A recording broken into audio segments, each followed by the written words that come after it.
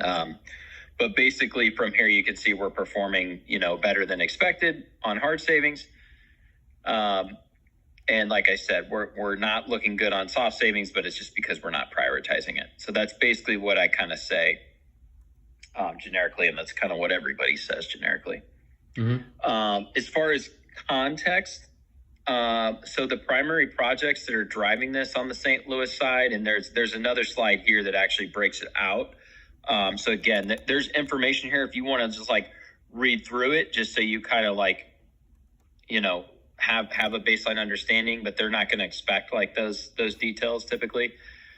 Basically what they want to know is how are we looking, right? Are we projecting on track? So I'd say for St. Louis, we definitely look good for our hard savings goal.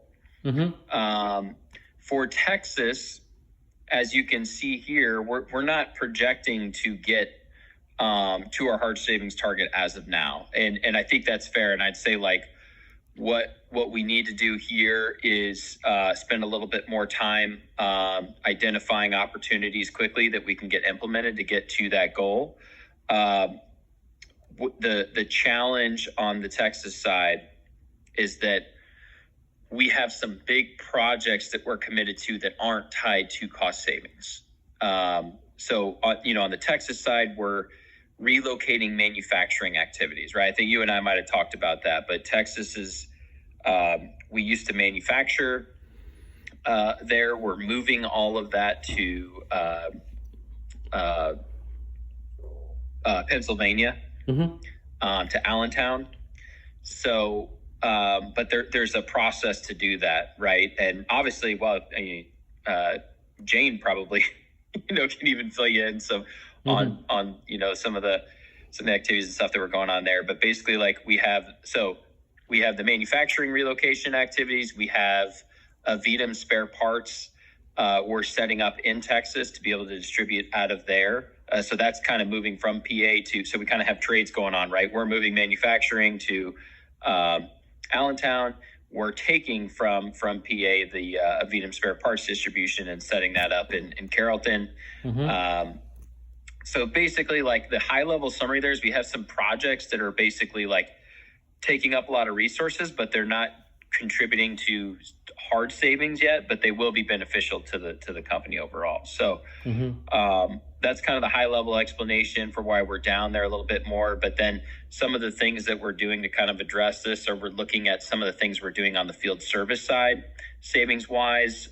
There's some dollar value savings I think that we've gotten there that we just didn't include in the Texas site. So we're working on quantifying basically what those savings were and making sure those get included in the Texas site overall. Because it's kind of similar to St. Louis, right? If we did a project that reduced costs for let's say the Metro Hub or something like that, we kind of group basically everything that's done under AscuLab into the St. Louis site, and same thing for Texas. Anything that's done on the bronze service side that's field service related, we would roll into Texas, even though it's not done specifically at the Texas plant, right, physically. So I'll pause there. I know I kind of said a lot, but again, what I would focus on here is, hey, directionally, we're looking good for St. Louis.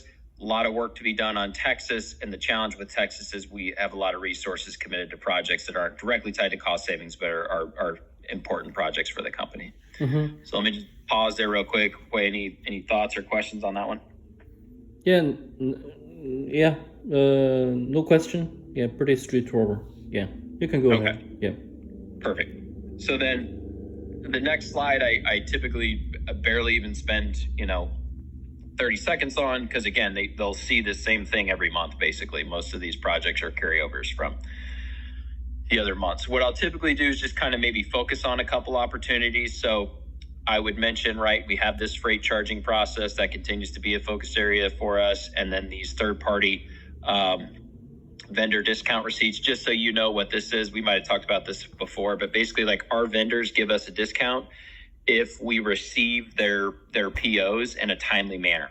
So there's I think 5 or 6 now different vendors that have similar discount opportunities, and the timeliness kind of depends. So if somebody asks you, they typically won't, but if somebody asks you, you just kind of say it kind of depends by vendor. But basically we identify what vendors give discounts, and we try to prioritize receiving those in so that we save on what we're charged basically for that product. So those are the two big cost savings right now.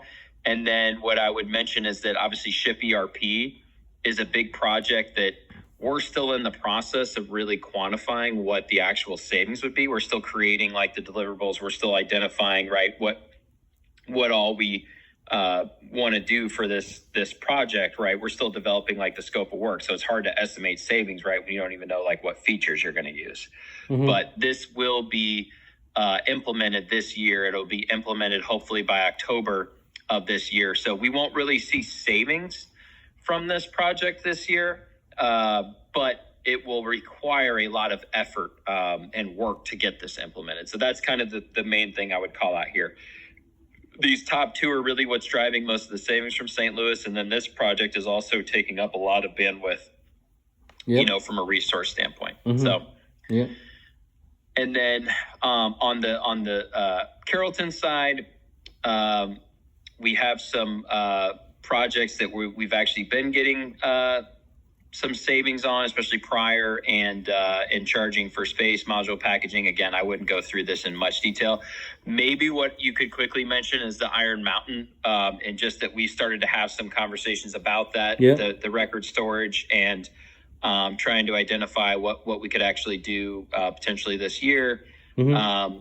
And I think I've mentioned this to them before. Maybe we can now mention that we have had some conversations now, and we're basically investigating like what the actual contract situation is with Iron Mountain, what we can get out of and what we have over there. But that's another opportunity for us. And then there are field service activities that are not in here yet that we're looking to get included going forward. Okay. Yeah. So that would just be that's kind of what I would say if I was going through this. Sure. And then, so here I just, because I think Jim West is going to be on that call. He's invited to every month's meeting, but normally he's not available. But I think Kate reached out to me, and that's kind of the reason that I was asking you, because like it's very often that like I'll have to skip like every third or fourth meeting or so just because of a conflict. But she was like, hey, it'd be really great if we had somebody, just because it does look like Jim's going to be there this time. So I just called out these projects specifically. So again, sometimes I'll end up kind of doubling up on myself a little bit because something I talked about here is then kind of reinstated. But I just kind of want to call out like these are going to be like the main drivers of what we sort of focus on, right, as a site. So we're talking about stuff here that's directly tied to cost savings. But here, I mean, these are the primary projects that we're focusing on from a plant perspective. So Ship ERP, which we already talked about, and then the WebOps exit. Mm-hmm. And then there's some service projects, right? Service in Canada, the service hub in Carrollton, which you kind of have some background on. Yeah. The only other thing that I would maybe call out here is that in the WebOps exit, mm-hmm. I mentioned it here. There is a cost, right? There's an annual cost. I'm actually trying to come up with the numbers right now of what we're spending for WebOps, because I want to propose this as a cost savings project. If we're successfully able to get out of WebOps, I want us as a site to get to take credit for that, at least for 1 year, right? That cost that we're now avoiding because we were able to successfully exit it and come up with a process. Yeah. So I would just say we won't have the numbers, I think, by the time we do the meeting tomorrow. So I would just say there's more to come here, but we're working on quantifying this. But this will be a significant cost reduction for us because we're leveraging and exiting the system. We're not implementing a new one. We're leveraging SAP and existing functionality for the most part. So we're not going to have, it's not like we're trading one cost for another. We're basically just dumping a cost. Yeah. Gotcha. And then this last one, usually like we'll just kind of like highlight one specific project and give like a kind of a more detailed update on how it's going. What I would call out about the freight charging is that, it shows target is this amount, and actual, it's basically just because the total savings we think we get from this project, right? When we created this, we sort of evenly split out like that amount month, every month. So like we just take this amount divided by 12. And so, Yeah. January, February, March, April, this is where we expect to be. But it's not really realistic. What we probably need to do is go back and adjust this to be more back end heavy, because, and I think I've talked about this, I think, with us, but what happens here is, right, if we're going to charge somebody for freight and we started the quoting process in January, we don't get to take credit for the actual charges until we actually ship the product. And right, with that LPO report, we've got really long lead times there, right? A customer might tell us in January that they want product shipped in September. So we agree to get the charge in January, we quote them, but we're not going to get the savings until we actually ship and charge them.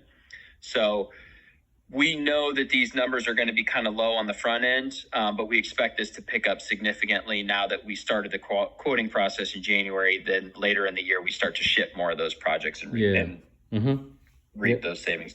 Oh, wait, sorry, 1 second. I got to take this call real quick. I will sure. Be right back.